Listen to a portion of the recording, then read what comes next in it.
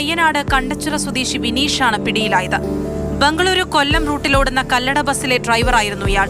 ഇന്നലെ വൈകിട്ടാണ് ബംഗളൂരുവിൽ നിന്ന് യാത്രക്കാരുമായി വിനീഷ് കേരളത്തിലേക്ക് യാത്ര തിരിച്ചത്. ഇന്നുച്ചയോടെ കൊല്ലത്തെത്തി യാത്രക്കാരെ ഇറക്കി.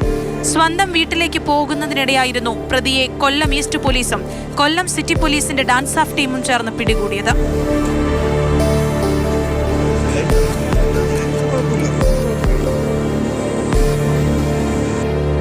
അടുത്തിടെ കൊല്ലം സിറ്റിയിൽ നടന്ന വലിയ MDMA വേട്ടയാണിത്. സ്ഥിരമായി ബംഗളൂരു റൂട്ടിലോടുന്ന ബസിന്റെ ഡ്രൈവറായിരുന്നു വിനീഷ്.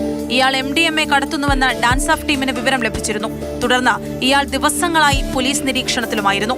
ബംഗളൂരുവിൽ നിന്നാണ് രാസലഹരി വാങ്ങുന്നത്.